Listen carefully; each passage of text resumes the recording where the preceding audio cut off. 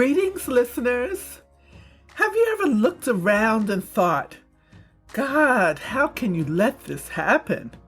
When evil goes unchecked, when leaders abuse power, when the innocents get crushed and the proud seems to win?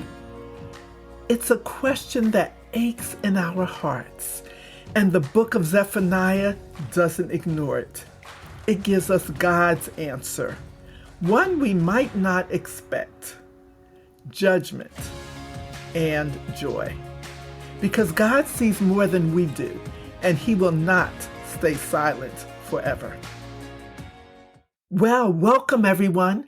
I'm your host, Jackie Adewale, and this is the Bible Basics Podcast, where weekly we break down the basics of the Bible into understandable, bite-sized chunks. Let's start by setting the scene. We're in the final decades before Judah goes into exile. Zephaniah spoke during the reign of King Josiah, around 640 to 609 BC. Josiah was one of the few kings of Judah who tried to turn things around. He tore down idols, repaired the temple, and called the people back to worship God. But underneath the reforms, the people's hearts hadn't really changed. That's the tension Zephaniah steps into. Outward religion is up, but inward rebellion is still alive. There are signs Zephaniah spoke before 621 BC, before Josiah's biggest reforms. He still described idol worship and widespread corruption.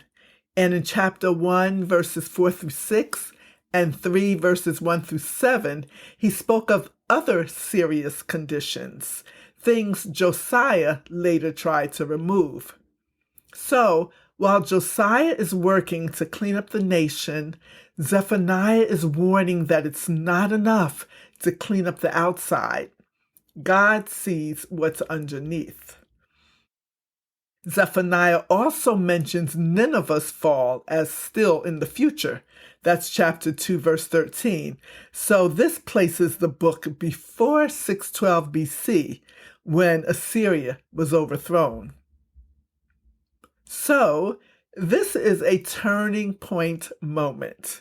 And you might be thinking, Jackie, didn't you already discuss a prophet giving a final warning to Judah in your last episode on the book of Nahum? Well, yes. But Zephaniah wasn't the only voice speaking. He's one of 4 prophets alongside Nahum.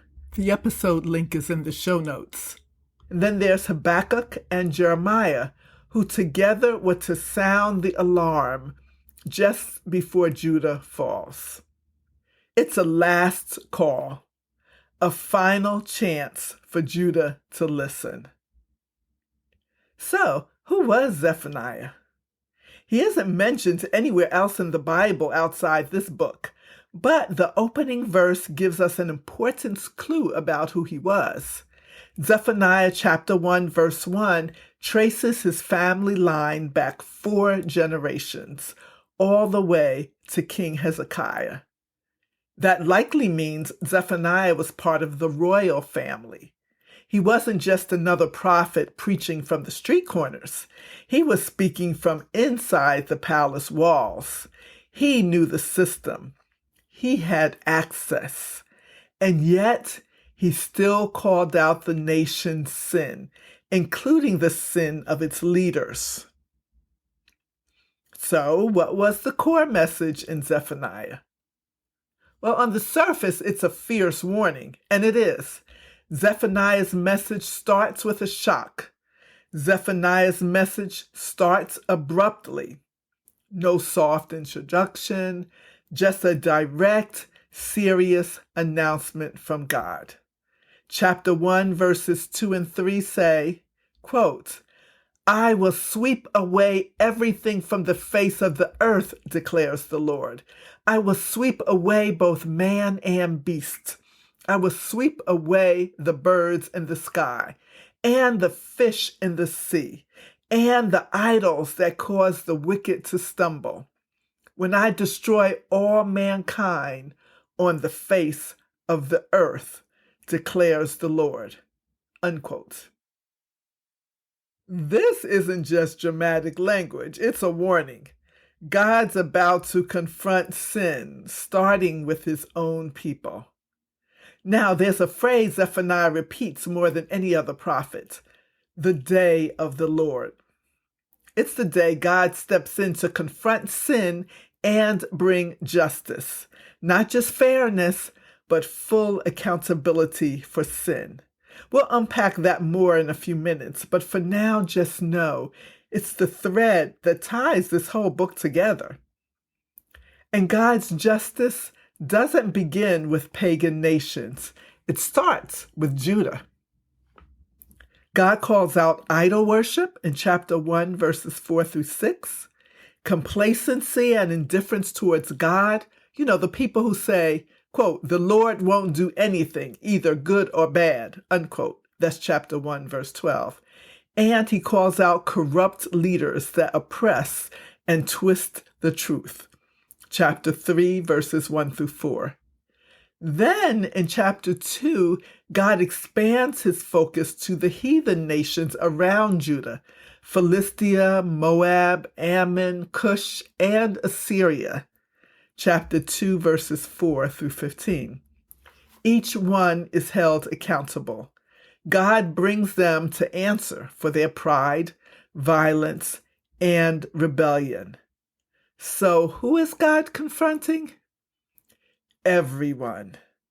Chapter 1, verse 17 says, "I will bring such distress on all people because they have sinned against the Lord." No one is left out. But judgment, God's act of confronting and removing sin, isn't the final word. In chapter 3, the tone shifts. God says he'll purify the nations. That's chapter 3, verse 9. Remove the proud and raise up the humble. Chapter 3, verses 11 through 13. And rejoice over his people with singing. Chapter 3, verse 17. That's the surprise of Zephaniah. It begins with judgment, but ends with singing. Chapter 3, verse 20. So, what's the main message? The day of the Lord is coming. God will confront sin, both then and in the future, but his goal isn't destruction. It's restoration.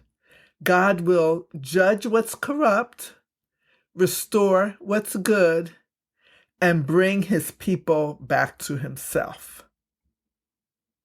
Now, let's talk about that phrase that ties the whole book of Zephaniah together, the day of the Lord. It shows up more in this short book than in any other book of prophecy, especially in chapter 1, verses 7 and 14 through 18, and again in chapter 2, verses 2 and 3. So what is it? The day of the Lord is when God steps in to confront sin, holds people accountable, and ultimately restore what's been broken in the world. In Zephaniah's time, that day was coming soon. Babylon would invade, Jerusalem would fall, and judgment would hit Judah and her neighbors hard. That's the near view of the day of the Lord. Old Testament prophecy referring to the day of the Lord often speak of both a near view and a far view, sometimes referred to as the not yet fulfillment. But here's where it gets interesting. Like many prophets, Zephaniah doesn't stop with the crisis right in front of him. He moves between near and far events, blending what was about to happen in his own time with things that wouldn't be fulfilled until much later. That's the far, or the not yet. His words stretch forward to the return from exile, to Jesus' first coming, and even to his return. As biblical scholar J. Daniel Hayes explains, in their depiction of future restoration, the prophets can be referring to one, two, or all of the following events in the same text: the returning from exile, the first coming of Christ, and the second coming of Christ. So, in Zephaniah, we see different moments in time, some near, some far, and some way off, described together in the same message. That is what the day of the Lord is like in Zephaniah. Some parts happened in his lifetime, Babylon's judgment. Some point to Jesus' first coming, God taking away our punishment and being with us. And some still look ahead to the final day when God will judge evil fully and restore his people completely. That's where the hope in Zephaniah really takes shape and why his words ultimately point to Jesus. Zephaniah doesn't mention the Messiah by name, but his promises in chapter 3 point directly to Jesus. Chapter 3, verse 15 says, "The Lord has taken away your punishment. He has turned back your enemy. The Lord, the King of Israel, is with you. Never again will you fear any harm." According to the Open Bible, quote, although the Messiah is not specifically mentioned in Zephaniah, it's clear that he's the one who will fulfill the great promises of chapter 3, verses 9 through 20.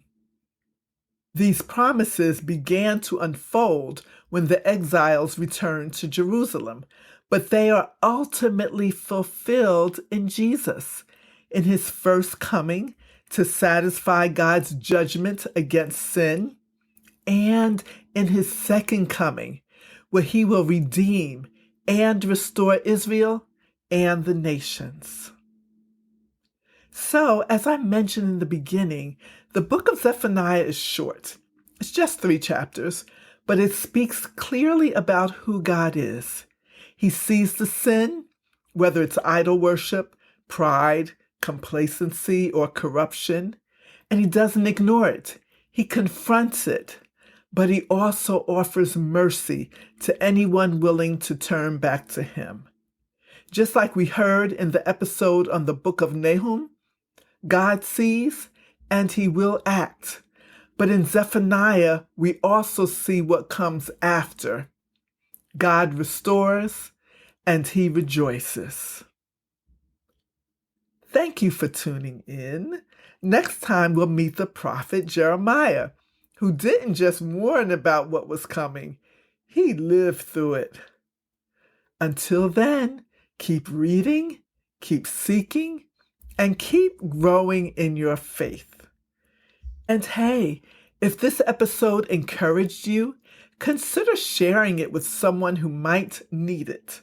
Leave a review or hit subscribe if you're watching on YouTube. We'd love to keep learning together.